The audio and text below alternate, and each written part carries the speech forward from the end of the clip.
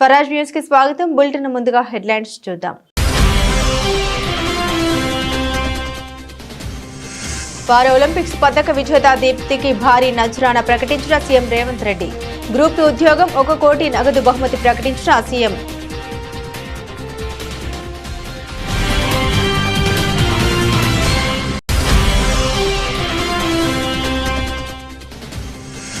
Danger zone లో మున్నేరు పరివాహక ప్రాంతం. వరద ప్రభావిత ప్రాంతాల్లోని వారిని పునరావాస కేంద్రాలకు తరలిస్తున్న అధికారులు. బాధితులకు పరామర్శించిన deputy CM Bhatti.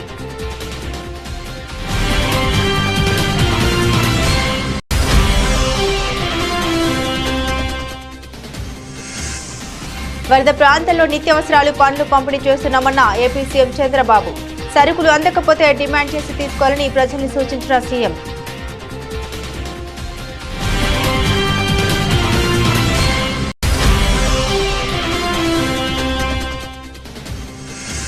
Congress party senior నేత జగ్గారెడ్డి సంచలన వ్యాఖ్యలు. ఎమ్మెల్యే ఎంపీ కావాలంటే 100 కోట్ల వరకు ఖర్చు పెట్టాల్సిందేనన్న జగ్గారెడ్డి.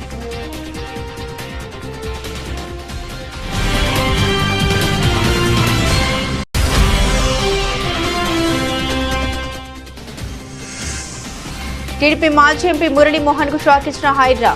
అక్రమ నిర్మాణాలను తొలగించాలని జయబేరి సంస్థకు నోటీసులు.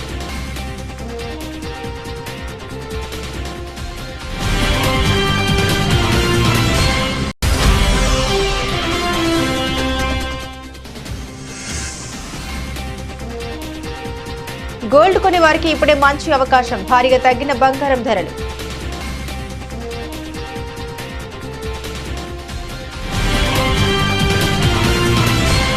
ఇక వివరాల్లోకి వెళ్తే ఓరుగల్లు బిడ్డ దీప్తి జీవాంజీకి తెలంగాణ సర్కార్ భారీ నజరానా ప్రకటించింది. ఫ్రాన్స్ రాజధాని పారిస్ లో జరుగుతున్న పారా ఒలింపిక్స్ పోటీల్లో దీప్తి కాంస్యం సాధించిన సంగతి తెలిసిందే.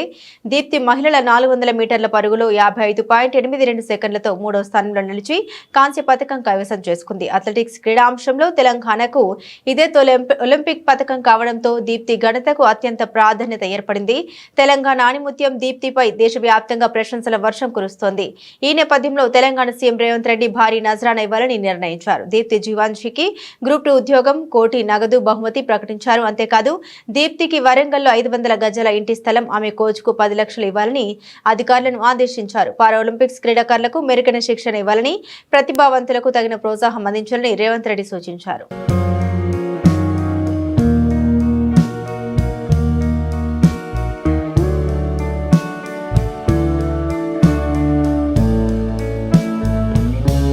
ఎగువ ప్రాంతంలో కురిసిన వర్షంతో మున్నేరుకు భారీగా వరద చేరుకుంటుంది. మున్నేటి వరద ప్రవాహం 16 అడుగులకు చేరడంతో అధికారులు మొదటి ప్రమాద హెచ్చరికను జారీ చేశారు. 24 అడుగులు చేరితే రెండో ప్రమాద హెచ్చరిక జారీ చేయనున్నారు. మున్నేటికి వరద పెరుగుతూ ఉండడంతో అధికార యంత్రాంగం అప్రమత్తమైంది. వరద ప్రభావిత ప్రాంతాల్లోని వారిని పునరావాస కేంద్రాలకు తరలిస్తున్నారు. డేంజర్ జోన్ లో మున్నేరు పరివాహక ప్రాంతం ఉంది. ఎగువ ప్రాంతంలో భారీగా వర్షాలు కురుస్తున్న నేపథ్యంలో ఆదివారం అర్ధరాత్రికి వరద పెరిగే అవకాశం ఉందని భావిస్తున్నారు. ముంపునకు గురయ్యే ప్రాంతాల వారిని పునరావాస కేంద్రాలకు తరలించాలని ఆదేశించారు. ఖమ్మం జిల్లాలో మున్నేటి ముంపు ప్రాంతాల్లో శనివారం రాత్రి ఉప ముఖ్యమంత్రి భట్టి విక్రమార్క పర్యటించి ప్రజల్ని అప్రమత్తం చేశారు.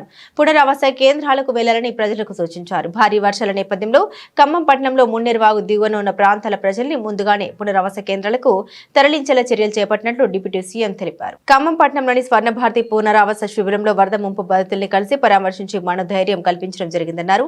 పునరావాస కేంద్రాల్లో ప్రజలకు ఎటువంటి ఇబ్బందులు రాకుండా ఆహారం, నీళ్లు అందుబాటులో ఉండేలా మిగతా అన్ని రకాల జాగ్రత్త చర్యలు తీసుకోవాలని అధికారులను ఆదేశించారు.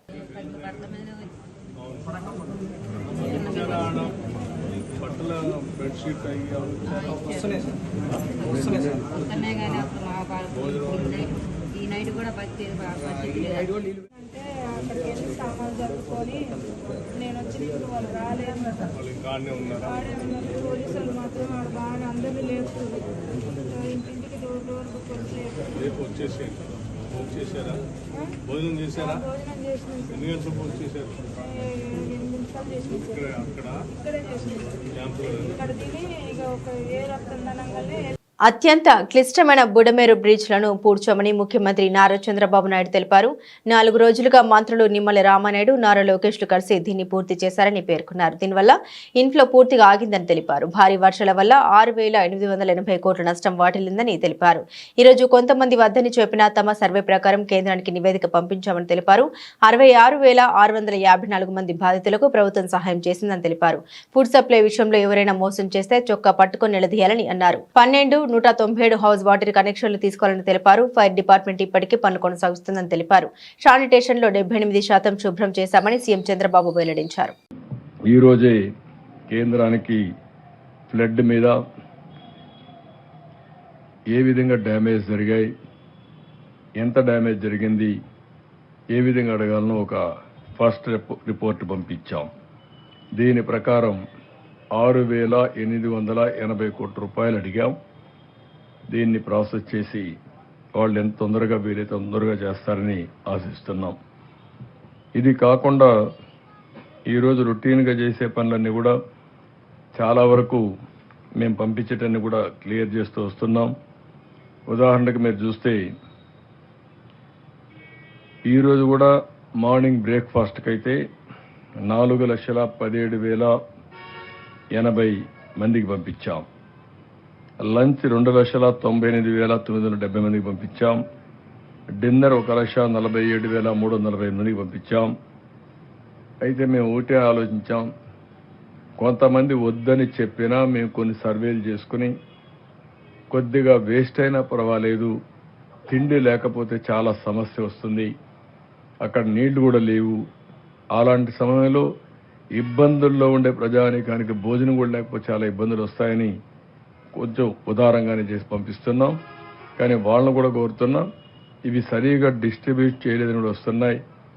మేము పంపించేది మీకోసరం, దీన్ని గట్టిగా తీసుకునే బాధ్యత ప్రతి ఒక్కరికి తీసుకోవాల్సిన అవసరం ఉంది. మళ్ళీ ప్రజలందరికీ విజ్ఞప్తి చేస్తున్నాం, దిస్ ఈజ్ యువర్ ఎంటైటిల్మెంట్. 25 కేజీల రైస్, అదే సమయంలో 1 కేజీ చక్కెర, 1 కేజీ కందిపప్పు, 1 లీటర్ పామ్ ఆయిల్, 2 కేజీలు పొటాటో, 2 కేజీలు ఆనియన్. ఇవి ఎవ్వరు ఏం మాట్లాడినా డిమాండ్ చేసి తీసుకునే బాధ్యత మీది. మీకు మెసేజ్ పంపించారు, ఎవరైనా మోసం చేస్తే చొక్కా పట్టి తీసుకోండి. నేను ఆ మాట కూడా చెప్తున్నా, ఎందుకంటే చాలా కష్టపడి మీకు పంపిస్తున్నాం. మా ఆఫీసర్లు ఎక్కడా ఇలాంటి పనులు చేయరు. కానీ మెకానిజం లాస్ట్ మైల్లో ఎవరైనా కావాలని కక్కుర్తిపడినా మీరు డిమాండ్ చేసి తీసుకోవాల్సిందిగా ప్రజలందరికీ విజ్ఞప్తి చేస్తున్నా. సిద్దిపేట జిల్లా హుస్నాబాద్ నియోజకవర్గంలోని కోహెడ మండలంలోని కాకతీయ రాజులు నిర్మించిన శ్రీ వరసిద్ధ లింగేశ్వర దేవస్థానం ఆలయ పునర్నిర్మాణ కార్యక్రమాల్లో భాగంగా గొట్టమెట్టల ద్వారా స్థాపన మహోత్సవాల్లో మంత్రి పొన్నం ప్రభాకర్ పాల్గొన్నారు. నారాయణపురంలోని హనుమాన్ ఆలయంలో ప్రత్యేక పూజలు నిర్వహించారు. ఈ సందర్భంగా గ్రామ రైతులు, మహిళలు, వృద్ధులతో కాసేపు ముచ్చటించారు. వరదలతో కెనాల్ కొట్టుకుపోవడంతో పొలాల్లోకి వరద నీరు వస్తుందని మంత్రి దృష్టికి తెలుపగా త్వరలోనే కెనాల్కు మరమ్మతులు చేస్తామని హామీ ఇచ్చారు. అనంతరం కోహెడ మండలం రామచంద్రాపురంలో ఇటీవల మృతి చెందిన గ్రామ కాంగ్రెస్ పార్టీ అధ్యక్షులు బొబ్బలి కనకారెడ్డి చిత్రపటానికి నివాళులర్పించారు. వారి కుటుంబ సభ్యుల్ని పరామర్శించి ఓదార్చారు.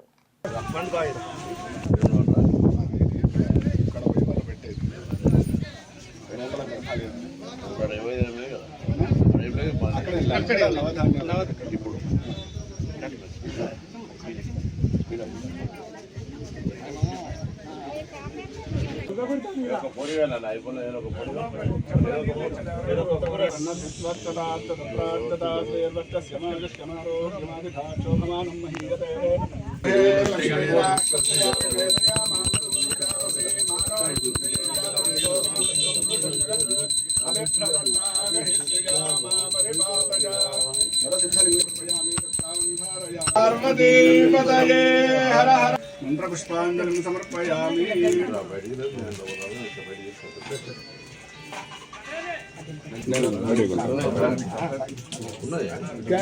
वो वहाँ पर ही रख दो. पंपित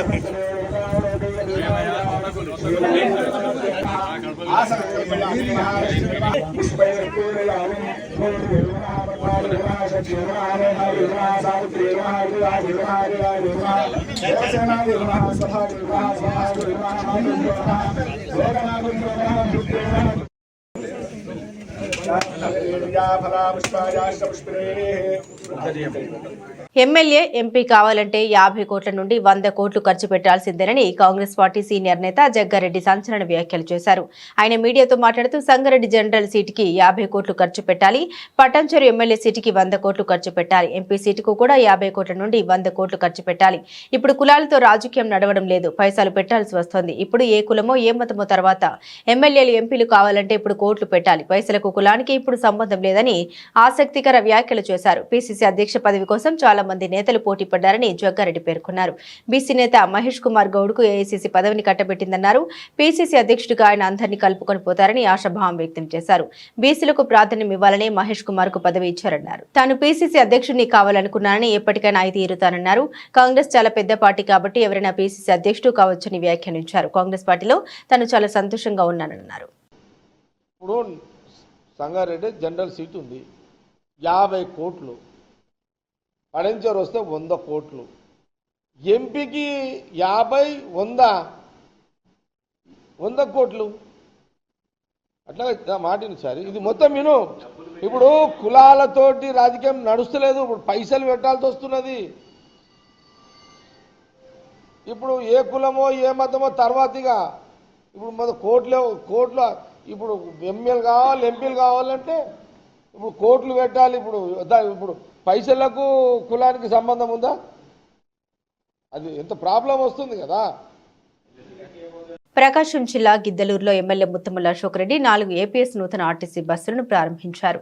ఈ సందర్భంగా ఎమ్మెల్యే ముత్తముల అశోక్ రెడ్డి సరదాగా ఆర్టీసీ బస్సును నడిపి ఉత్సాహపరిచారు. అనంతరం మీడియాతో ఎమ్మెల్యే అశోక్ రెడ్డి మాట్లాడుతూ 1970లో గిద్దలూరు ఏపీఎస్ ఆర్టీసీ డిపో ఏర్పడిందని, అప్పట్లోనే జిల్లాలో గిద్దలూరు డిపో ఎంతో ప్రాముఖ్యత సంతరించుకుందని తెలిపారు. కూటమి ప్రభుత్వం ఆధ్వర్యంలో ఈరోజు 4 నూతన ఏపీఎస్ ఆర్టీసీ బస్సులు ప్రారంభించడం జరిగింది అన్నారు. గతంలో 84 బస్సులు ఉన్న గిద్దలూరు డిపోకు ప్రస్తుతం 73 బస్సులు ఉన్నాయని తెలిపారు. గతంలో రాబడి జిల్లాలో 2వ స్థానంలో ఉన్న గిద్దలూరు డిపో ప్రస్తుతం వెనుకబడిందని అన్నారు. చంద్రబాబు నేతృత్వంలో కూటమి ప్రభుత్వ ఆధ్వర్యంలో గిద్దలూరు ఏపీఎస్ ఆర్టీసీ బస్టాండ్ను సుందరంగా తీర్చిదిద్దుతామని తెలిపారు. ఆర్టీసీ ఉద్యోగులతో, యూనియన్ నాయకులతో, డిపో మేనేజర్తో కలిసి గిద్దలూరు డిపోను అభివృద్ధి చేస్తామన్నారు. గిద్దలూరులో ఆర్టీసీ బస్టాండ్కి రావడం, 4 బస్సుల్ని, కొత్త బస్సులను ఇప్పుడే ప్రారంభించడం జరిగింది. గిద్దలూరు డిపో అంటేనే పూర్వం రోజులలో 1976-77లోనే ఈ డిపోని ప్రారంభించడం, ఆ రోజు ఎన్నో సౌకర్యాలతో జిల్లా హెడ్ క్వార్టర్లో లేని సౌకర్యాలను గిద్దలూరులో ఆ రోజు మన డిపో పరంగా కానీ లేకపోతే బస్ స్టాండ్ పరంగా కానీ ఉండడం జరిగింది. నేను డిఎం గారితో ఇక్కడ ఉన్నటువంటి ఏదైతే ఆర్టీసీ యూనియన్ నాయకులు ఉన్నారో వారితో కూడా నేను మాట్లాడాను. గతంలో మనకి 82 బస్సులు ఉండేటివి, ఈరోజు మనకి 73 బస్సులకు వచ్చింది. గతంలో మన గిద్దలూరు డిపో మన జిల్లాలో 2వ స్థానంలో ఉన్నటువంటి స్థానం నుంచి ఇవాళ కలెక్షన్స్ పరంగా కూడా చాలా ఇబ్బందులలో ఉంది. నేను ఇక్కడ ఉన్నటువంటి డిపో మేనేజర్ గారిని కానివ్వండి, యూనియన్ నాయకులను కానివ్వండి, అన్ని విధాలుగా మన డిపోని రేపటి రోజులలో నెంబర్ 1 డిపోగా ముందుకు తీసుకొని పోవాల్సిన అవసరం ఉందని చెప్పి ఈ సందర్భంగా తెలియజేస్తా ఉన్నాను. కాంగ్రెస్ ప్రభుత్వ పాలనలో రైతులు అనేక కష్టాలు ఎదుర్కొంటున్నారని, ఈ 9 నెలల కాలంలోనే 475 మంది రైతులు ఆత్మహత్య చేసుకున్నారని మాజీ మంత్రి హరీష్ రావు తెలిపారు. రేవంత్ రెడ్డిని చూసి ఊసరవెల్లులు కూడా సిగ్గుపడుతున్నాయని ఆయన పేర్కొన్నారు. తెలంగాణ భవన్లో హరీష్ రావు మీడియాతో మాట్లాడారు. రేవంత్ రెడ్డి పాలనలో ఈ రోజు వరకు 475 మంది రైతులు ఆత్మహత్య చేసుకున్నారు. లిస్ట్ అడిగితే గంటలో పంపించాను, అయినా ఆదుకోలేదు, స్పందించలేదు. నీ పాలన ఎలా ఉందంటే ఎన్నికల ముందు ఒక మాట, కుర్చీ ఎక్కిన తర్వాత ఒక మాట, బడ్జెట్లో ఒక మాట, పార్లమెంట్ ఎన్నికలకు ముందు, ఎన్నికల తర్వాత ఒక మాట, పూటకో మాట మాట్లాడుతున్నావు. పొద్దుతిరుగుడు పువ్వు కంటే వేగంగా మారుతున్నావు. ఊసరవెల్లులు కూడా నిన్ను చూసి సిగ్గుపడుతున్నాయి. ఎన్నికల ముందు ఏం చెప్పావు? అప్పులు తెచ్చుకోండి, డిసెంబర్ 9న రుణమాఫీ చేస్తామన్నావు. కుటుంబానికి ఒకరికే చేస్తా అని చెప్పలేదు కదా అని హరీష్ రావు నిలదీశారు. సురేందర్ రెడ్డి గారి సూసైడ్ నోట్ సాక్షిగా అడుగుతా ఉన్నారు రేవంత్ రెడ్డి గారు. నువ్వే చెప్పినావు కదా 15 ఆగస్టు నాడు ఖమ్మంకు పోయి రైతులకు రుణమాఫీ అయిపోయింది అన్నావు కదా, అయిపోయిందా? మరి అయిపోతే సురేందర్ రెడ్డి గారు ఎందుకు ఆత్మహత్య చేసుకున్నారు? మీరే చెప్పిండ్రు కదా రేషన్ కార్డుతో లింకు లేదు అని నువ్వు చెప్పినావా లేదా? నేను రుణమాఫీ గైడ్లైన్స్ వచ్చిన రోజే అసెంబ్లీలో ప్రెస్ మీట్ పెడితే, నేను ప్రెస్ మీట్ పెట్టిన కొద్ది గంటల్లోనే ప్రభుత్వం నుంచి నోట్ వచ్చింది. ఏమని? రుణమాఫీకి రేషన్ కార్డుతో లింకు లేదు అన్నారు. కానీ లింకు ఉన్నది కనుకనే గైడ్లైన్స్లో ఉన్నది కనుకనే బ్యాంక్ మేనేజర్ అనిరుద్ మీ ఇద్దరికి కలిపి రేషన్ కార్డులో ఒక్కరికి మాత్రమే రుణమాఫీ అవుద్ది, 2 లక్షలు మాత్రమే అయిద్దంటేనే కదా సురేందర్ రెడ్డి ఆత్మహత్య చేసుకున్నది. అంటే ప్రభుత్వం చెప్పుతున్న మాటలకు చేతలకు పొంతన లేదు అని చాలా స్పష్టంగా మనకి ఈరోజు అర్థమవుతా ఉంది. రైతు సోదరులకు కూడా బీఆర్ఎస్ పార్టీ తరఫున విజ్ఞప్తి చేస్తున్నాం, దయచేసి ప్రాణాన్ని తీసుకోకండి. దేవుడు మనను బతకడానికి ప్రాణం ఇచ్చిండు తప్ప మనం ప్రాణం తీసుకోవడానికి మనకు జన్మనివ్వలేదు. ధైర్యంగా ఉండండి, మేమున్నాం. ఈ ప్రభుత్వం మెడలు వంచి ప్రతి రైతుకు రుణమాఫీ చేసేదాకా బీఆర్ఎస్ పార్టీ మీ పక్షాన పోరాడుతుంది. ప్రాణాలు మాత్రం తీసుకోవద్దు, మీ కుటుంబ సభ్యులను అనాథలు చెయ్యొద్దు అని చెప్పి కూడా నేను రైతు సోదరులందరికీ రాష్ట్రంలో విజ్ఞప్తి చేస్తున్నాం. ధైర్యంగా ఉండండి, తప్పకుండా మీకు అవి జరిగే విధంగా మేము పోరాడతాం. మీరే మాకు ఈ బాధ్యత ఇచ్చిండ్రు. ప్రధాన ప్రతిపక్షంగా ఈ ప్రభుత్వం మెడలు వంచే బాధ్యత మాకు ఇచ్చిండ్రు. ఈ ప్రభుత్వాన్ని ప్రశ్నించేటువంటి బాధ్యత మాకు ఇచ్చిండ్రు. తప్పకుండా ప్రశ్నిస్తాం, తప్పకుండా మీ తరఫున పోరాడతాం. ప్రాణం పోయినా సరే మీకోసం పోరాడుతుంది బీఆర్ఎస్ పార్టీ. ఆనాడు ప్రాణాలు తెగించేదాకా కేసీఆర్ కొట్లాడిండు, తెలంగాణ తెచ్చిండు. ఇవాళ తెలంగాణ ప్రజలు ప్రాణాలు కాపాడడానికి, మీ హక్కులు కాపాడడానికి, మీకు న్యాయబద్ధంగా రావాల్సినటువంటి ఈ ప్రభుత్వం ఇచ్చిన హామీలు అమలు చేయడానికి కూడా బీఆర్ఎస్ పార్టీ ప్రాణాలకు తెగించైనా పోరాడుతుంది. మీరు ధైర్యంగా ఉండాలని చెప్పి కూడా రైతు సోదరులకు నేను ఈ సందర్భంగా పిలుపునిస్తా ఉన్నాను. ఈ నెల 4వ తేదీన పొన్నూరు పట్టణంలోని అబ్దుల్ సలీం నగల దుకాణంలో 24 కేజీల వెండి ఆభరణాలను చోరీ చేసిన అంతరాష్ట్ర దొంగల్ని పొన్నూరు పోలీసులు అరెస్టు చేశారు. గుంటూరు జిల్లా పొన్నూరు స్టేషన్లో ఏర్పాటు చేసిన విలేకరుల సమావేశంలో తెనాలి డీఎస్పీ జనార్దన్ రావు మాట్లాడారు. రాజస్థాన్కు చెందిన 6 దొంగలు ఈ నెల 4వ తేదీన దుకాణంలో షట్టర్ పగలగొట్టి 24 కేజీల వెండి వస్తువులు దొంగలించి కారులో పారిపోతుండగా స్థానికులు గమనించి ఒక దొంగను పట్టుకుని పోలీసులకు అప్పచెప్పారు. నగల షాప్లో సీసీ కెమెరాను పరిశీలించి విచారించగా మిగతా 5 చిత్తూరు జిల్లా బెంగళూరు పోయే హైవే చంద్రగిరి మండలంలోని గాదంకి టోల్ ప్లాజా వద్ద గుర్తించి అదుపులోకి తీసుకున్నట్లు డీఎస్పీ తెలిపారు. వారి వద్ద నుండి 21 లక్షల విలువ చేసే 24 కేజీల వెండి ఆభరణాలతో పాటు కారును స్వాధీనం చేసుకుని నిందితుల్ని రిమాండ్ కు తరలిస్తున్నట్లు పేర్కొన్నారు. నిందితులను చాకచక్యంగా పట్టుకున్నట్లు పట్టణ సీఐ రవికిరణ్ సిబ్బందిని డీఎస్పీ జనార్దన్ రావు అభినందించారు. మేము ముందు అరెస్ట్ చేసాం. పొన్నూరులో వాళ్ళు ట్రైన్ ఎక్కి వాళ్ళు అనుకున్న ప్రదేశం తిరుపతి వెళ్ళి తిరుపతిలో వాళ్ళని కలుసుకుందాం అనుకున్నారు. ఆ ముగ్గురిని మనం అరెస్ట్ చేసి వాళ్ళని విచారించిన క్రమంలో ఈ మిగతా ముగ్గురు ఈ వచ్చిన ఫార్చునర్ కారుతో తిరుపతి దాటిన తర్వాత ఒక ల్యాండ్ మార్క్ పెట్టుకున్నారు. అక్కడ ఉంటామని చెప్పారు వీరికి. వాళ్ళ ఆ విచారణ క్రమంలో మనకు అది తెలిసి మనం ఏం తీసుకొని వెళ్ళి వారిని కూడా అక్కడ అరెస్ట్ చేయడం జరిగింది. ఈ క్రమంలో ఈ దొరికిన ముద్దాయిల్లో ఈ గ్రూప్కి మిఠాలాల్ మాలి, ఇతను మిఠాలాల్ మాలి అని అతను రాజస్థాన్ ఇతను రాజస్థాన్లో పనిచేసేవారిని ముంబై అందరూ ఒక గ్రూప్గా గ్యాంగ్గా ఏర్పాటు చేసుకున్నాడు. దొంగతనాలు చేస్తూ ఉంటాడు. చేసి ఎక్కువగా అతని ఎంఓ ఏంటంటే మోడస్ ఆపరెండి సిల్వర్ షాపులే టార్గెట్ చేసి దొంగతనాలు చేస్తాడు. ఈ క్రమంలో వీళ్ళు కారు డ్రైవర్తో పాటు మిగతా 6 కలిపి పొన్నూరు వచ్చారు, దొంగతనం చేశారు. 3 పారిపోయారు. కాబట్టి ఆ దొరికిన వాళ్ళు మనకి ఇచ్చిన సమాచారం ప్రకారం వీళ్ళని మనం చంద్రగిరి సమీపంలో పట్టుకొని కారుతో సహా ఇక్కడ దొంగిలించిన వెండి వస్తువులు సిల్వర్ ఆర్టికల్స్ సుమారు 24 కేజీలు సిల్వర్ ఆర్టికల్స్ రికవరీ చేయడం జరిగింది. దీంట్లో ఇమీడియట్గా స్పందించిన మా సిబ్బందిని మా ఎస్పీ గారు, ఐజీ గారు కూడా అభినందించారు. ఈ మీడియా తరఫున కూడా మా సీఐ గారిని వారి సిబ్బందిని అభినందించడం జరుగుతాం. విజయవాడ కూడా రాజధాని నగరంలో భాగమే కదా, అయినా విజయవాడ మీద ఎందుకంత కక్ష అంటూ సీఎం చంద్రబాబును వైఎస్ఆర్సీపీ నేత పోతిన మహేష్ ప్రశ్నించారు. ఈ విషయమై ఆయన మీడియాతో మాట్లాడుతూ విజయవాడ నగరంలో కూటమి ప్రభుత్వ నిర్లక్ష్యమే పెను విపత్తుకు కారణమని ఈనాడు పేపర్లో 14 పేజీలో చాలా పెద్ద ఆర్టికల్ కూడా రాశారు. ఇది టీడీపీ కూటమి ప్రభుత్వం సృష్టించిన నిశ్శబ్ద మారణ హోమమని విమర్శించారు. బుడమేరును కృష్ణమ్మలో కలవనీయకుండా అడ్డుపడింది ఎవరు? బుడమేరుకు వచ్చిన వరదలు పశ్చిమ బంగాళాఖాతంలో కలవనీయకుండా అడ్డుపడి బెజవాడను ముంచింది ఎవరు అని ప్రశ్నల వర్షం కురిపించారు. ఈ ముంపు రాజకీయం ఎవరి కోసం, ఎవరి ప్రయోజనాల కోసం, ఎవరి లబ్ధి కోసం, వీటన్నిటికీ చంద్రబాబు సమాధానం చెప్పాలని పోతిన మహేష్ డిమాండ్ చేశారు. అందరికీ నమస్కారం. విజయవాడ నగరాన్ని ముంచేసింది ఎవరు? విజయవాడ కూడా రాజధానిలో ఒక భాగమే కదా, అయినా కూడా విజయవాడ నగరం మీద మీకు ఎందుకంత కక్ష? బుడమేరుని మోసం చేసి దారి మళ్లించి విజయవాడ నగరాన్ని బుడమేరు ముంచెత్తేలా చేసి బడుగుల జీవితాన్ని చిన్నాభిన్నం చేసి వారి ఆర్థిక పరిస్థితిని కోలుకోలేనంతగా దెబ్బతీయడానికి కారణం మీ కళని నిజం చేసుకోవడానిక? ఎవరి ప్రయోజనాల కోసం ఇదంతా చేస్తున్నారో చెప్పాలని మేము ముఖ్యమంత్రి చంద్రబాబు నాయుడు గారిని ప్రశ్నిస్తా ఉన్నాం. ఎందుకు విజయవాడ నగరాన్ని బలిపశువు చేశారు? విజయవాడ నగరంలో గతంలో ఎన్నడూ కూడా ఇలాంటి విపత్తు చూడలేదే. వర్ణదేవుడికి మా మీద ఎప్పుడు ఇంత కోపం కలగలేదే. అమ్మవారి దయతో ఎప్పుడు ఆనందంగానే ఉన్నాం. కానీ మీకు మా మీద అంత కోపం ఎందుకు, అంత కక్ష ఎందుకు?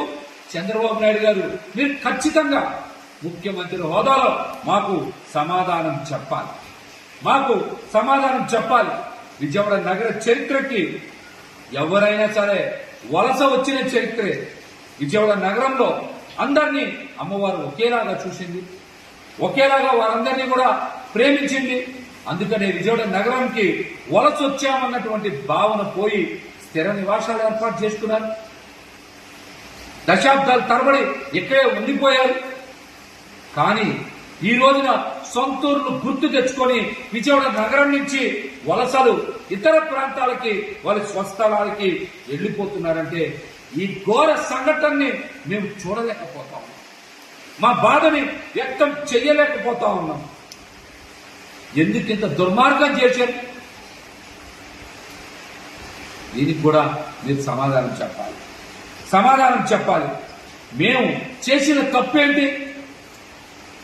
విజయవాడ నగర ప్రజలు చేసిన తప్పేంటి? చెరువులు, కుంటలు, ప్రభుత్వ స్థలాల పరిరక్షణలో హైడ్రా దూకుడుగా వ్యవహరిస్తోంది. భారీ నిర్మాణాలను, బడా బాబుల విల్లాలను సైతం కూల్చివేస్తోంది. తాజాగా మేడ్చల్ జిల్లాలోని దుండిగల్ మున్సిపాలిటీలో ఆదివారం కూల్చివేతలు ప్రారంభించింది.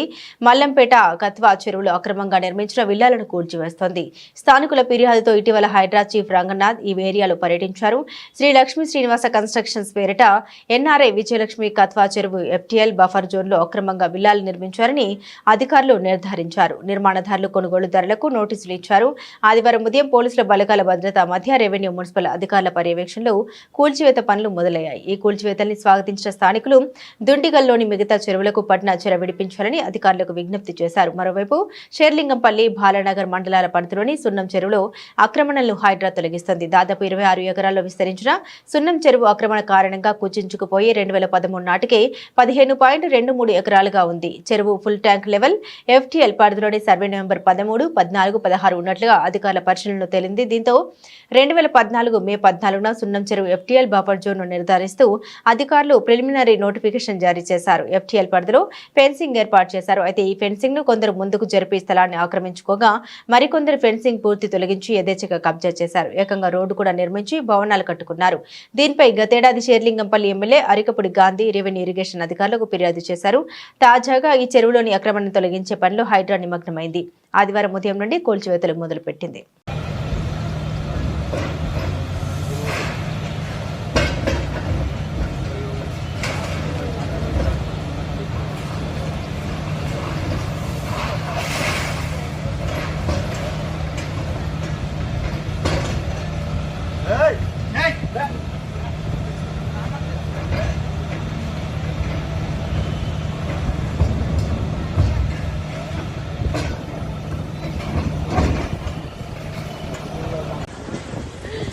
చేస్తారయ్యా మా బాధని?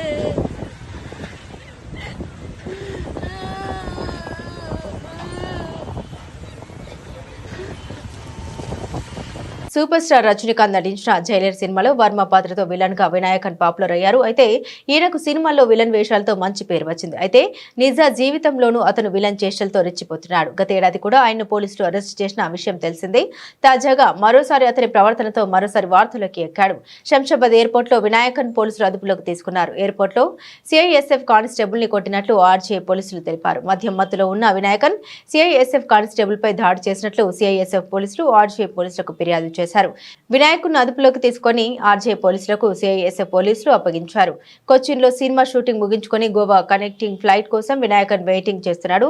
హైదరాబాద్ ఎయిర్పోర్ట్ లో వెయిటింగ్ లో ఉన్న సమయంలో వినాయకన్ దాడి చేసినట్లు సమాచారం. ప్రస్తుతానికి అతను గోవాలో సెటిల్ అయినట్టు తెలుస్తోంది. అతన్ని అదుపులోకి తీసుకుని RGA పోలీసులు ప్రశ్నిస్తున్నారు. సాయంత్రం 6 గంటల సమయంలో CISF ఇన్స్పెక్టర్ నాకు కంప్లైంట్ ఇవ్వడం జరిగింది. వాళ్ళు ఏంటంటే ఈ ఇండిగో 4:30కు వచ్చిన కొచ్చి నుంచి హైదరాబాద్ వచ్చిన ఇండిగో ఫ్లైట్లో ఈ వినాయకర్ అనే వ్యక్తి వచ్చిందో ఆయన అక్కడి నుంచి ట్రాన్సిట్లో గోవా వెళ్ళాలి. దానికి సంబంధించి అదే టైంలో అతను కొద్దిగా ఇంటాక్సికేషన్ దాంట్లో సాగి ఉండి ఆ గేట్ స్టాప్ తోటి మిస్బిహేవ్ చేసిందని వాళ్ళు అప్లోడ్ చేయడం జరిగింది. అప్లోడ్ చేసి వాళ్ళకి కంప్లైంట్ ఇచ్చి సిఐఎస్ఎఫ్ వాళ్ళకి హ్యాండ్ ఓవర్ చేసింది. సిఐఎస్ఎఫ్ వాళ్ళు మాకు హ్యాండ్ ఓవర్ చేసింది. మేము ఎంక్వైరీ చేసినాం. అతను కూడా ఇంటాక్సికేషన్ కండిషన్లోనే ఉన్నాడు. దానికి సంబంధించి మేము ఈ సిటీ పోలీస్ యాక్ట్ కింద కేసు నమోదు చేసుకొని అది దర్యాప్తు చేస్తున్నాం. ఉన్నాడు, మధ్యమత్తులనే ఉన్నాడు. ఇతను మలయాళ యాక్టర్. టీడీపీ మాజీ ఎంపీ ప్రముఖ సినీ నటుడు నిర్మాత మురళీమోహన్ కు చెందిన జయబేరి సంస్థకు హైడ్రా షాక్ ఇచ్చింది. హైదరాబాద్ నగరంలోని రంగాలకుంట చెరువులోని అక్రమ నిర్మాణాన్ని తొలగించాలని నోటీసులు జారీ చేసింది. ఫైనాన్షియల్ డిస్ట్రిక్ట్ లోని రంగాలకుంట చెరువు ఎఫ్టీఎల్ బఫర్ జోన్ లో నిర్మాణాన్ని తొలగించాలని అందులో పేర్కొంది. హైడ్రా నోటీసులపై జయబేరి సంస్థ స్పందించాల్సి ఉంది. మరోవైపు హైడ్రా కమిషనర్ రంగనాథ్ భాగీరథమ్మ చెరువును పరిశీలించారు. హైదరాబాద్ లోని పలు చెరువులోని అక్రమ నిర్మాణాల్ని హైడ్రా కూల్చివేస్తోంది. ఇందులో భాగంగా కొన్ని రోజుల క్రితం మాదాపూర్లో తొమ్మిడికుంట చెరువు ఎఫ్టీఎల్ పరిధిలో నిర్మించిన ఎన్ కన్వెన్షన్ హాల్ ను హైడ్రా కూల్చివేసింది. దుర్గం చెరువు బఫర్ జోన్ ఎఫ్టీఎల్ లో నిర్మాణాలకు నోటీసులు ఇచ్చింది. దులీప్ ట్రోఫీలో ఇండియా బి జట్టుకు ఆడుతున్న team India wicket keeper batter Rishabh పంత్కు టీమిండియా కెప్టెన్సీపై మరోమారు ఊహాగానాలు మొదలయ్యాయి. ఇండియా ఏ జట్టుతో జరుగుతున్న 3 రోజుల మ్యాచ్లో తొలి ఇన్నింగ్స్లో 7 పరుగులు మాత్రమే చేసిన పంత్ రెండో ఇన్నింగ్స్లో 34 బంతుల్లో అర్ధ సెంచరీ సాధించి జట్టుకు ఆధిక్యాన్ని అందించి పెట్టాడు. సుదీర్ఘకాలం తర్వాత బంగ్లాదేశ్తో త్వరలోనే స్వదేశంలో జరగనున్న టెస్ట్ సిరీస్ ఆడనున్న పంత్ పైన అందరి దృష్టి ఉంది. కాగా దులీప్ ట్రోఫీ రెండో ఇన్నింగ్స్లో 47 బంతుల్లో 9 ఫోర్లు 2 సిక్సర్లతో 61 పరుగులు చేశాడు. ఇండియా బి జట్టుకు అభిమన్యు ఈశ్వరన్ కెప్టెన్ గా వ్యవహరిస్తూ ఉన్నాడు. అయినప్పటికీ మైదానంలో బౌలర్లతో ఎక్కువగా పంతే మాట్లాడుతున్నాడు. బంతిని ఎలా సంధించాలి, ఎక్కడ సంధించాలి అన్న విషయాలు చెబుతూ అవసరమైన సలహాలు సూచనలు ఇస్తున్నాడు. పంత్తో మాట్లాడిన తర్వాత పేసర్ నవదీప్ సాయిని ధ్రువ్ జురెల్ వికెట్ నేల కూల్చాడు. ఈ మ్యాచ్ కు కామెంటరీ చెప్పిన టీమిండియా మాజీ ఓపెనర్ డబ్ల్యూవి రామన్ పంత్ ఆట తీరుపై ప్రశంసలు కురిపించాడు. అతని వ్యూహాలు అద్భుతమని కొనియాడారు. కెప్టెన్ ఎవరైనా మైదానంలో మాత్రం రిషబ్ పంత్ లీడర్ అని చెప్పుకొచ్చాడు. వినాయక చవితి సందర్భంగా శనివారం స్వల్పంగా పెరిగిన బంగారం ధరలు ఆదివారం భారీగా తగ్గాయి. తులం బంగారం ధర నిన్నటితో పోల్చితే 410 రూపాయలు తగ్గింది. 24 క్యారెట్ల 10 గ్రాముల బంగారం ధర 72,870 రూపాయలు ఉండగా 22 క్యారెట్ల 10 గ్రాముల బంగారం ధర 66,800 రూపాయల వద్ద కొనసాగుతుంది. ఈ ఏడాది భారత్లో బంగారం వినియోగం భారీగా పెరిగే అవకాశం ఉందని వరల్డ్ గోల్డ్ కౌన్సిల్ అంచనా వేస్తున్నందున ధరలు అమాంతం పెరిగే అవకాశం ఉందని నిపుణులు అంటున్నారు. కాబట్టి గోల్డ్ కొనే వారికి ఇప్పుడే మంచి అవకాశం. తెలుగు రాష్ట్రాల్లోనూ బంగారం ధరలు తగ్గాయి. హైదరాబాద్ లో ఇవాళ 10 గ్రాముల 22 క్యారెట్ల బంగారం ధర 66,800 రూపాయలుగా ఉండగా 24 క్యారెట్ల బంగారం ధర 72,870 రూపాయలుగా ఉంది. విజయవాడలో కూడా 10 గ్రాముల 22 క్యారెట్ల బంగారం ధర 66,800 రూపాయలు కాగా 24 క్యారెట్ల బంగారం ధర 72,870 రూపాయలుగా ఉంది. విశాఖపట్నం సహా ఏపీలోని ప్రధాన నగరాల్లోనూ ఇవే ధరలు కొనసాగుతున్నాయి. ఢిల్లీలో కిలో వెండి ధర 84,500 రూపాయలుగా ఉండగా కోల్కతాలో 85,000, బెంగళూరులో 82,900 వద్ద ట్రేడ్ అవుతుంది. హైదరాబాద్, విశాఖ, విజయవాడలో కిలో వెండి ధర అత్యధికంగా 89,500గా ఉంది. బులెటిన్ ముగించే ముందు హెడ్లైన్స్ మరోసారి.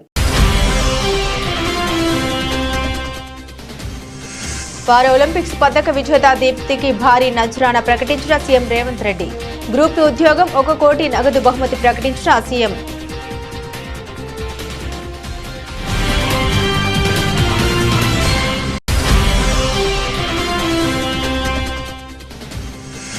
డేంజర్ జోన్ లో మున్నేరు పరివాహక ప్రాంతం. వరద ప్రభావిత ప్రాంతాల్లోని వారిని పునరావాస కేంద్రాలకు తరలిస్తున్న అధికారులు. బాధితులకు పరామర్శించిన deputy CM Bhatti.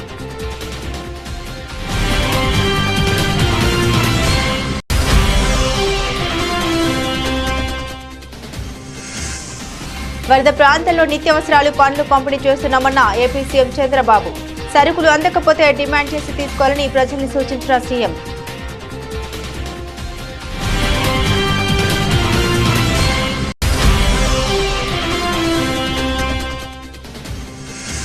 Congress party senior నేత జగ్గారెడ్డి సంచలన వ్యాఖ్యలు. ఎమ్మెల్యే ఎంపీ కావాలంటే 100 కోట్ల వరకు ఖర్చు పెట్టాల్సిందేనన్న జగ్గారెడ్డి.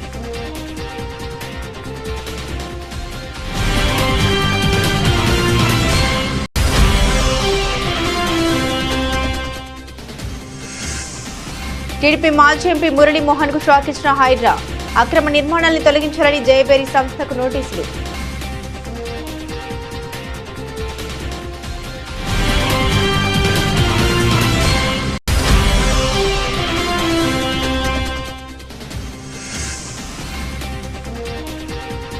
గోల్డ్ కొనే వారికి ఇప్పుడే మంచి అవకాశం. భారీగా తగ్గిన బంగారం ధరలు.